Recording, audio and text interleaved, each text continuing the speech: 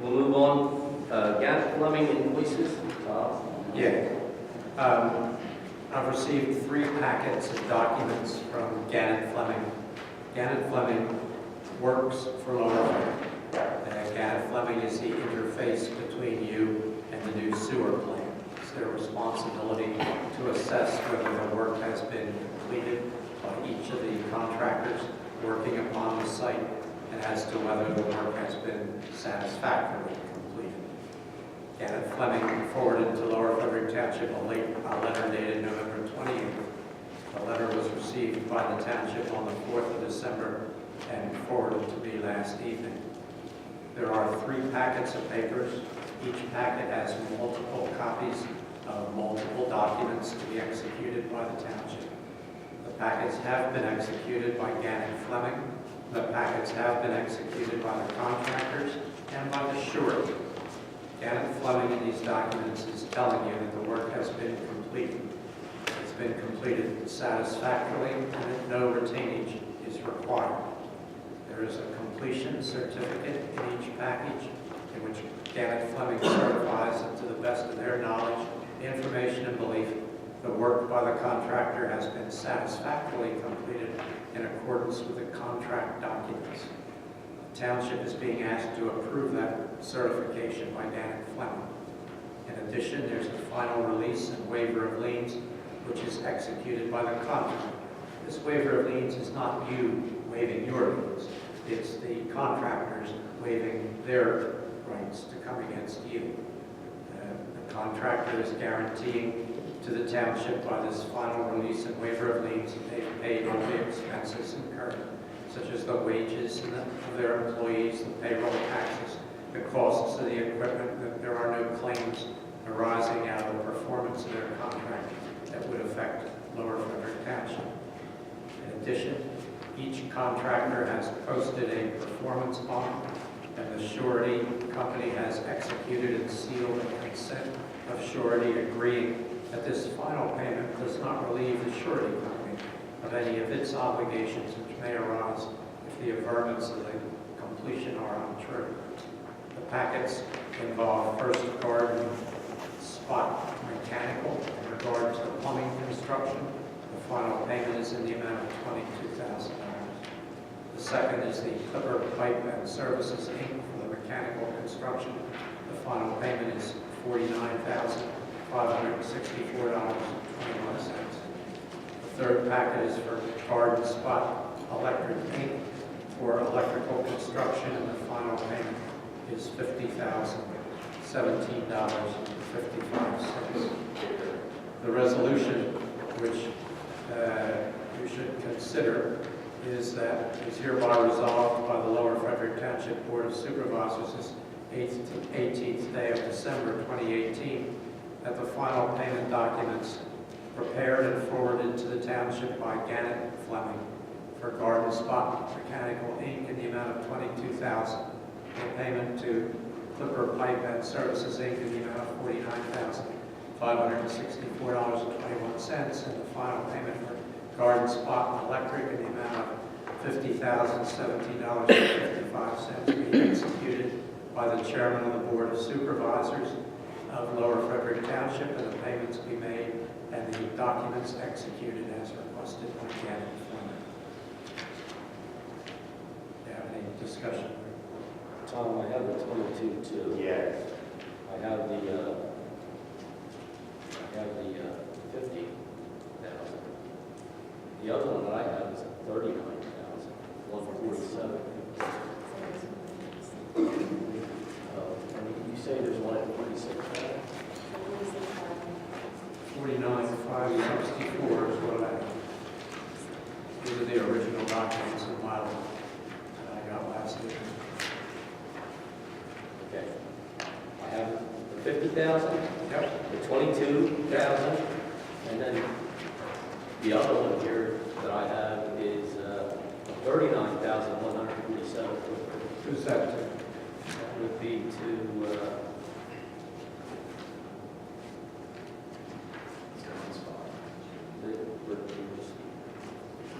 You may not, yeah, I have the ones that are the correct ones, because I have the original documents.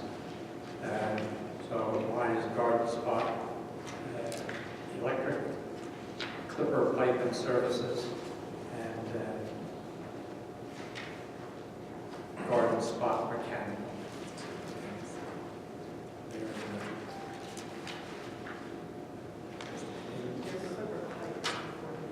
In the amount of garden spot mechanical is $22,000. Clipper pipe is $49,564.21. And garden spot electric is $50,000. Okay, I got it.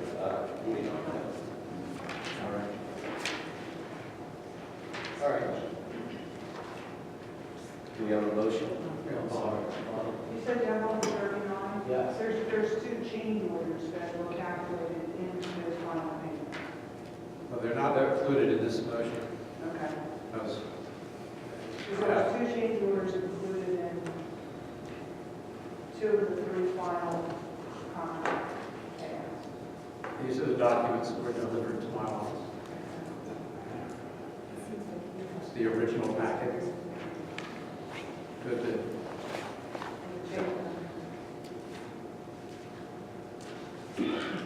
Yeah. Dan Orf, O-R-F-E, 6 Kratz Road. Just for clarity, for townspeople, are these the same payments that were being held back previously, or are these different payments? No. Okay, so we're still holding whatever that, okay. Thank you for clarifying. I may need a few more words for other people. Thanks. I think, you want to make a motion on this? All the three that I announced, and Okay. You want to do one of them? no, we'll do all three. Get resolved, we make final payment for garden spot mechanical in the amount of $22,000, payment for clipper pipe and services in the amount of $49,564.21, and final payment for garden supply electric in the amount of $50,017. Okay. We'll make a motion to pay those three bills. Second. Any questions? George? George Mel, 213 Colonial Drive. Do any of these contractors that you're approving this funding for have anything to do with the noise that is No. ongoing? Absolutely not. These are the contractors that done the electrical, the plumbing, and the contractor that done this site. Because the noise is a big deal, and we want to get to that. We just want to make sure that these people aren't part of that problem. Okay. Any other questions? Vote. Aye. Aye. Aye.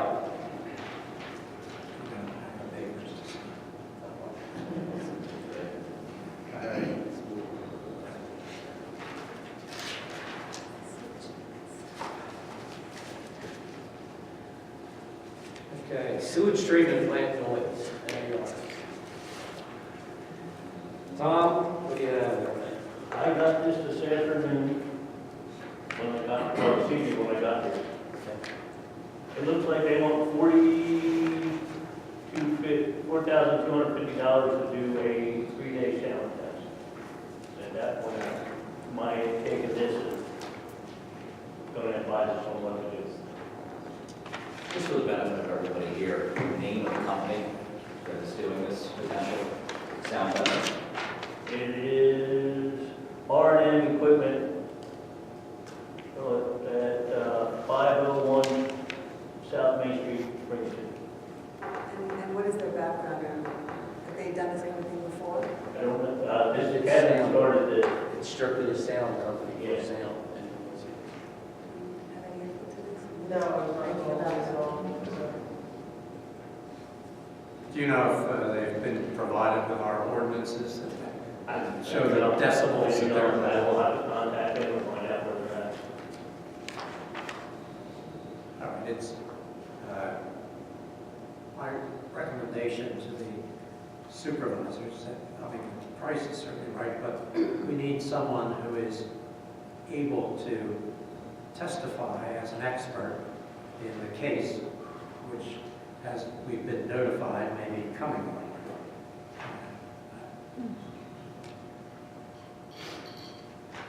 Without, so if you're going to expend funds to measure the sound, it should be somebody who has some sort of qualifications and expertise in that field. And I think they should, I would actually allow the new solicitor to look at that and ascertain whether it is appropriate. Yeah, I'd be glad to do that in conjunction with the interim manager, and he will provide some additional information to the board so you can provide it to the residents. Can we have it for the next meeting? Sure, we have it for the 7th. And I'd like to also add, if there are possibly other companies out there that do this, maybe for a second bid. Yeah, just that would be helpful. So we'll post it. Chuck Geiser, 3 North Ryan. First name, yes. Chuck or Charles Geiser, 3 North Ryan, Wood Road. So this crosses over a little bit of what I do for a living here. So the person you want to hire, obviously you want to have a PE license. It's really important that all their equipment, that they have count sheets on those things, and those things are up to date, because it'll get thrown out right away if you go out there without equipment that hasn't been calibrated. You send these equipment out to companies, they do the calibration, they send the equipment back with the sheet. So it's just something that you have to make sure that everything they use out on the job is calibrated. There's a company that we've used to do they have semantic code chambers out of New York called Architectural Testing. It's a really cool place if you ever have a chance to go out there. They actually will shoot the beams into the windows to see whether they hold up. I think they would probably be able to, if you're looking for consultants, maybe be able to tell you who in this area, they have worked with and have a good feeling about. But that's just from, me going on site, because we get called in to do measurements on equipment a lot. Those are things that are being asked of us, and some of them do end up in the legal arena. Thanks. Warren Jacobs, Full Road.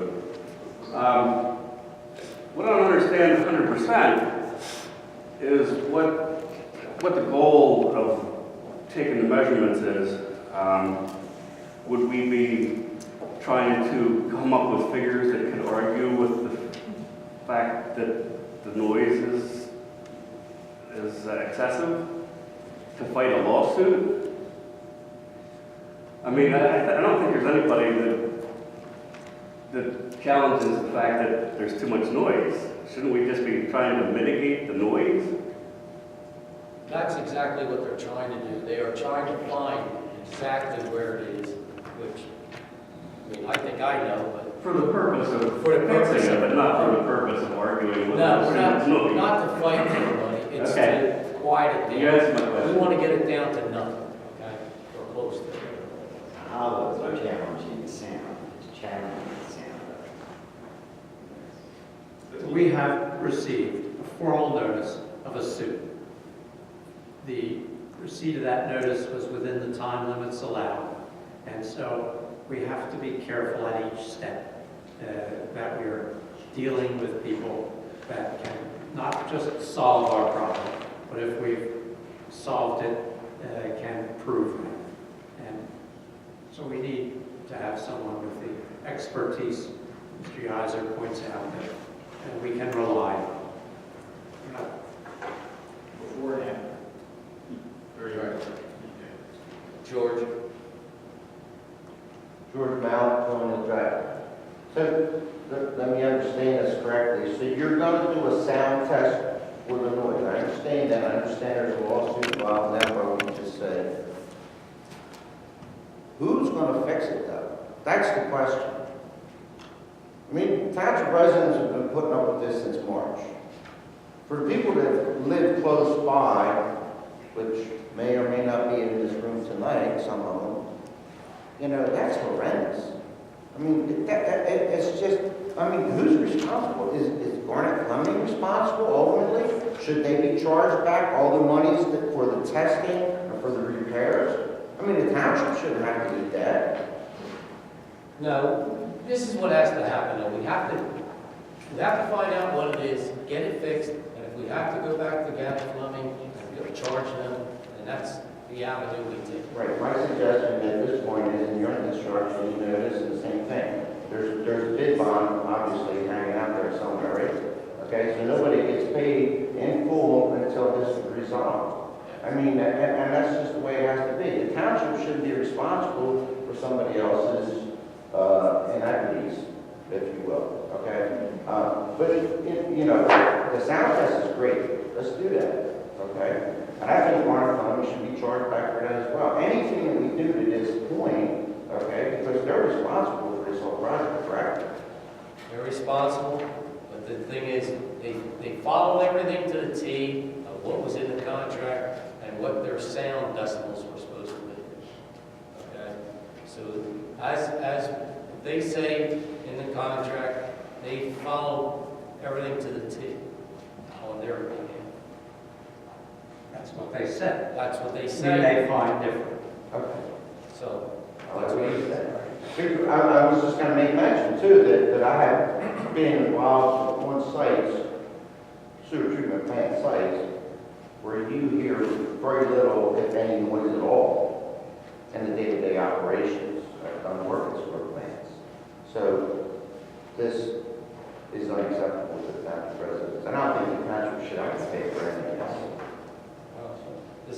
this is what we have to do, is follow what the contract reads, and then do what we have to do, and see if we can, come to a conclusion to solve it. And is there a time frame that this is going to happen? I mean, We're trying to go as quick as we can. I understand.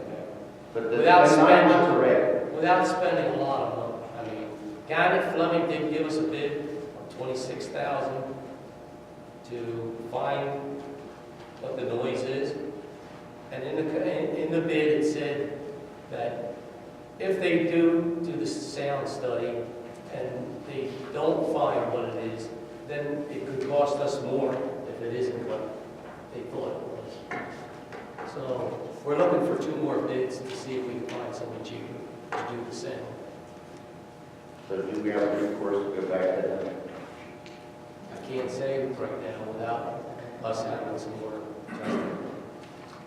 It just doesn't seem right that we have to pay Well, in his, extra money to fix a problem that shouldn't be in the first place. I follow you 100%, but in his contract, he did follow what the contract read to the sound decibels of what the township said that we had to be. So there's where we sit.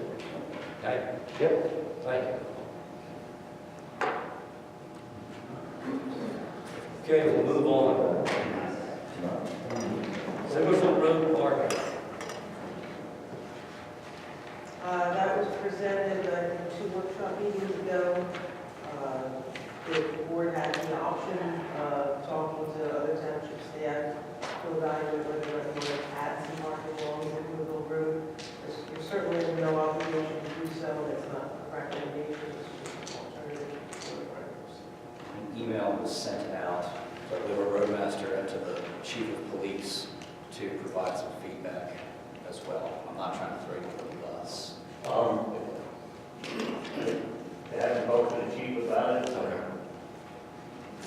they said other than that email, that's where it is. Yeah, I sent an email to the chief Maxey, see if he could do it.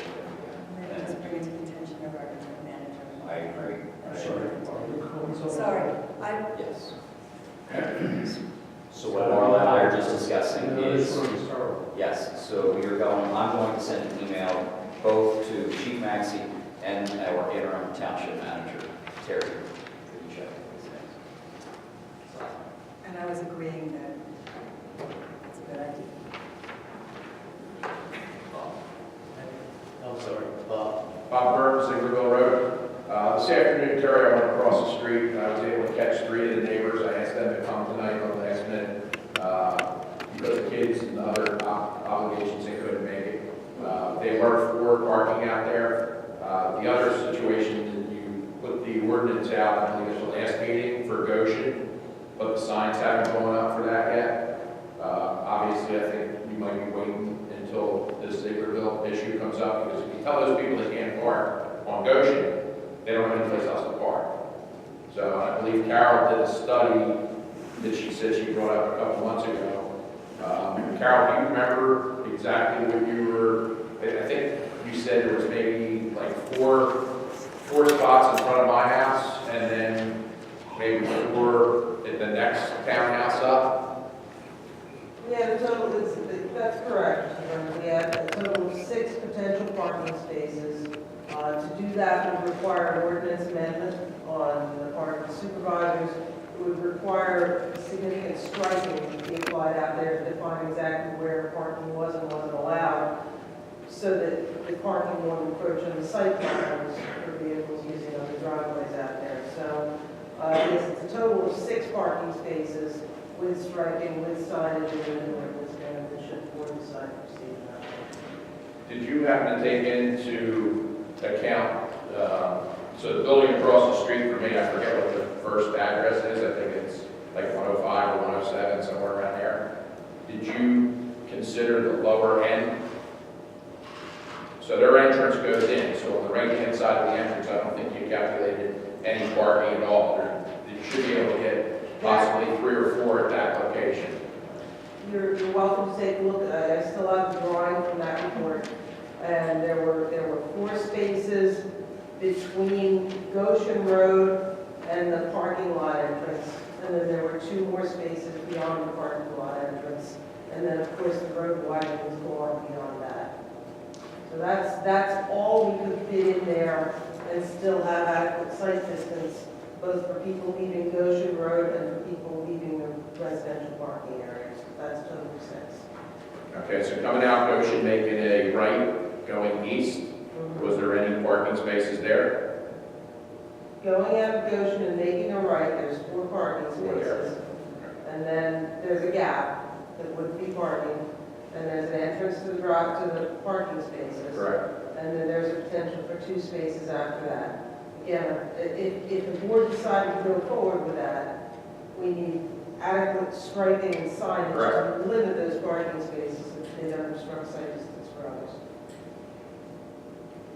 And there may be some challenges with concerns about speeding and other issues, so it can be more complicated issue than just, yes or no. Again, I will send an email out to the chief to ask him to look at that, as well as new township manager. One last thing on that topic, kind of on that topic. My neighbor here from 112 Zieglerville Road has been in touch with Kevin for the year plus that Kevin's been here, and then also the previous manager, Ted Locker, before him, requesting the school bus ahead sign. So we'll bring that up. Sorry, is this a public comment?